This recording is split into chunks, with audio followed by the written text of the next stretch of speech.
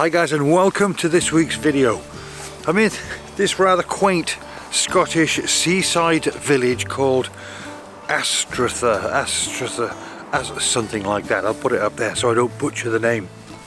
What a cracking looking place.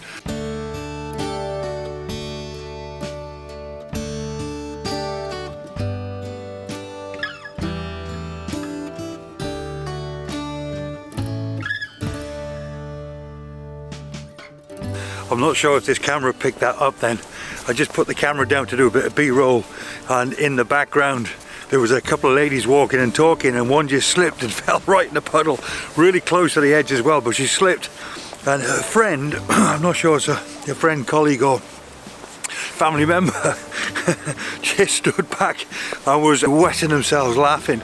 And the lady that fell over, because obviously I asked if they were okay and I spoke to them afterwards, that must have really hurt her pride, but to be fair to them, they were both laughing and giggling. But wow. So, that's an interesting start to the morning.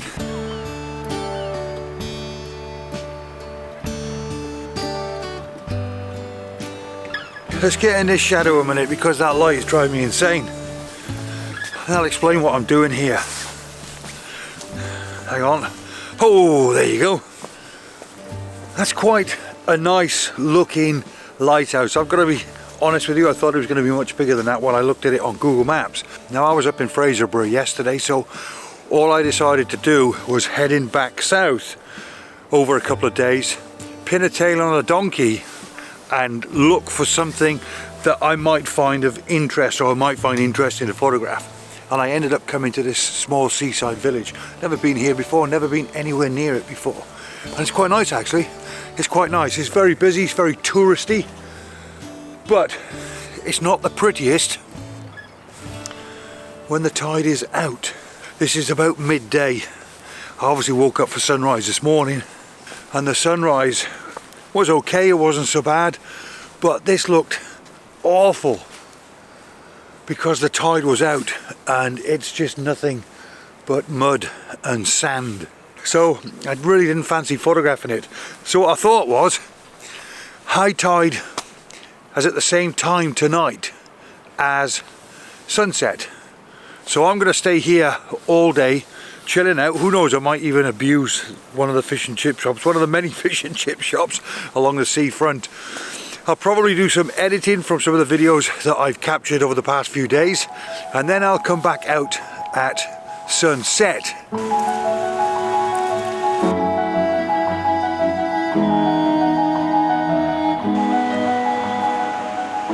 So what I'll do now is I won't film all of it, but I'll have a wander around and look out for potential compositions, and if I see any, I'll take a couple of snapshots on my vlogging camera just to give you an idea of what I'll be, or what I find, or what I think is a potential shot for when the lighting and the water height is better.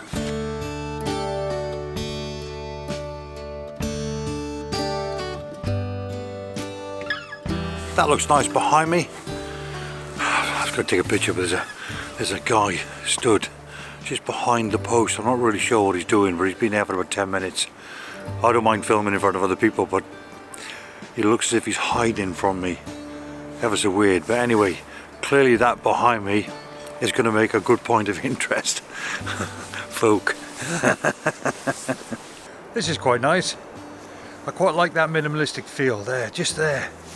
So foreground interest, background interest, flatten that water out with a long exposure, possibly lower my camera down, tilt my camera up, get more of that sky in. So coming around here, that looks quite nice, that's quite symmetrical. So I'd have a bit of a play around with that one, definitely, that definitely works for me. And then possibly, well not possibly, definitely isolating.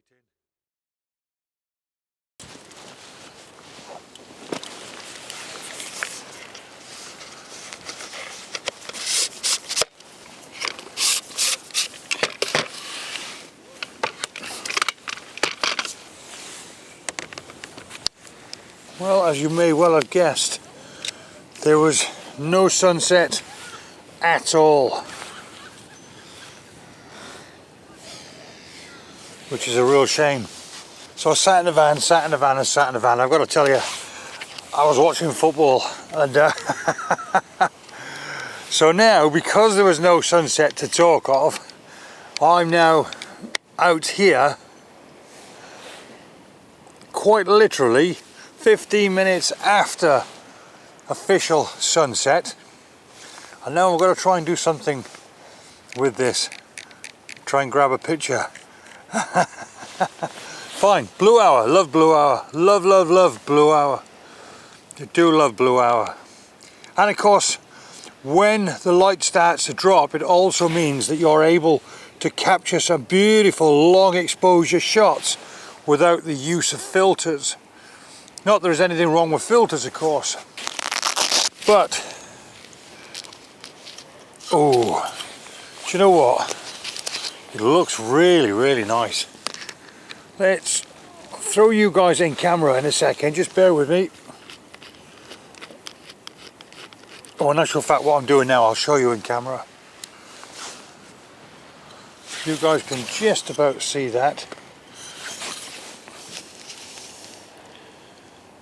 Just going to show you, just going to make an adjustment to the polarizer. But because I intend to blend the horizon, you see the sea is dark there. When I spin my polarizer, it gets brighter, and when it gets brighter, it ends up pretty much the same colour as the sky. So that's why I opt to polarize the sky but not the sea. And now the lights have just come on. Ooh, do you know, look at that. Look at that. Let's get a shot, let's get shooting.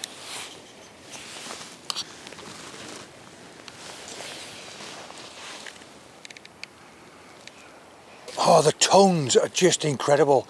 I love photographing in the blue hour. 200mm thrown straight out there, and all I'm doing is simply capturing the lighthouse and the wall, sea and sky. Just the lighthouse and the sea around it, nothing else, nothing else. So obviously I'm going to capture that, then I'm going to capture the one with the marker, the green marker to the left hand side as well, with a wider shot, and I'll put my wider angle lens on as well and capture some of these handrails in the foreground that I fancied capturing. But image number one, do you know what, these lights, now they're lit, I didn't think they would add anything to the picture, to be honest, but I really think they do. I think they do. I think they add a nice, interesting element to this image. A minute, and away she goes. Ho, ho, ho, ho.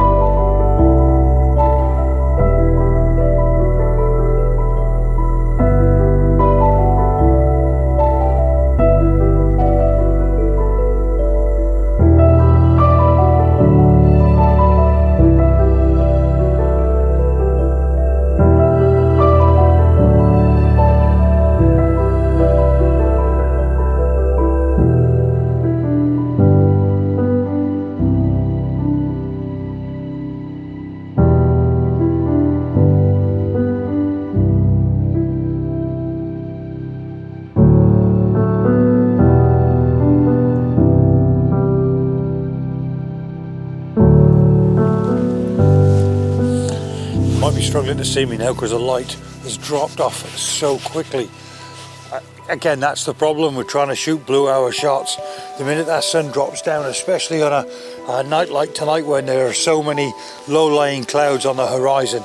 But I gotta tell you, photographing during the blue hour, especially when there's a little bit of lighting, a little bit of street lighting and a little bit of moonlighting, just a little bit, but under conditions, flat calm conditions like this, there's nothing better. These shots are just awesome. And if you don't like blue hour shots, turn these shots into black and white and they'll still look incredible.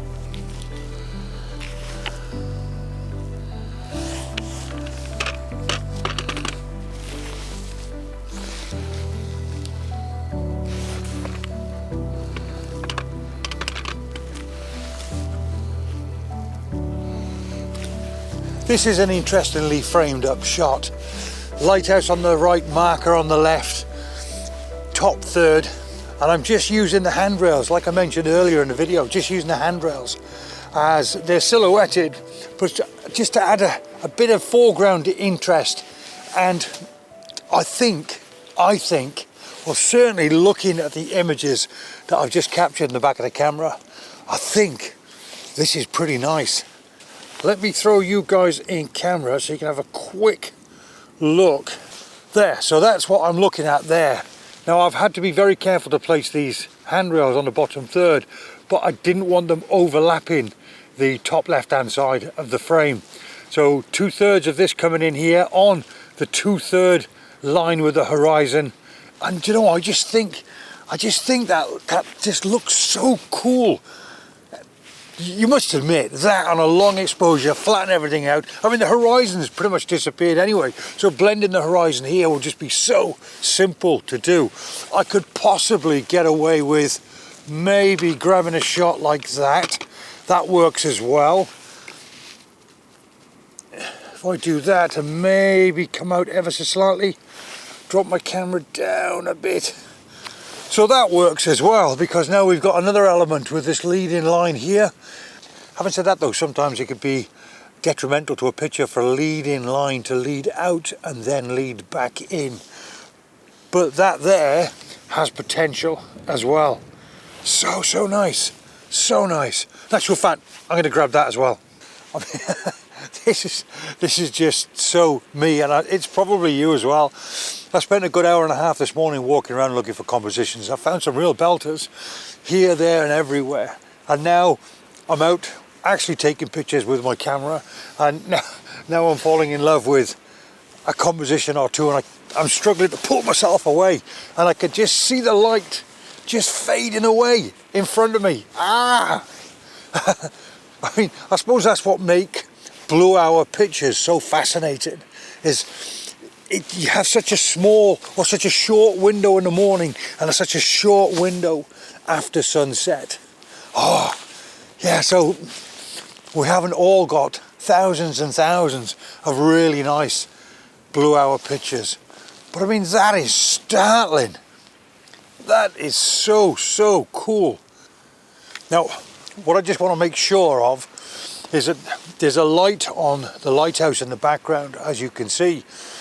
And if you just look at your histogram, when your histogram starts moving to the left, sometimes it doesn't take into consideration a tiny white patch of paint that's been illuminated by the street lights. So sometimes just keep an eye on that.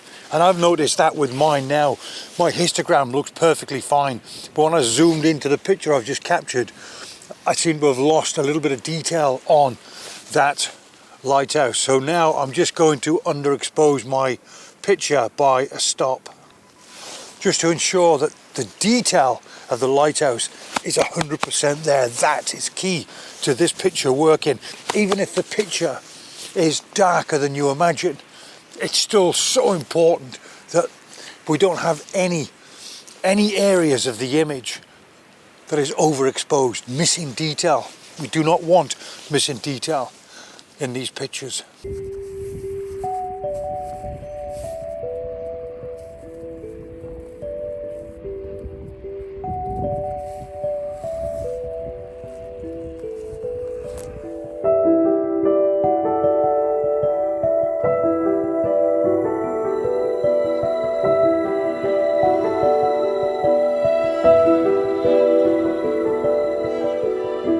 Now you guys are probably definitely struggling to see me, but I've just come down here with my iPhone just to see if I can shoot this with a reflection to see what it's like, and I'm glad to report that it looks quite nice. So I'm going to try my best to get my camera down on the floor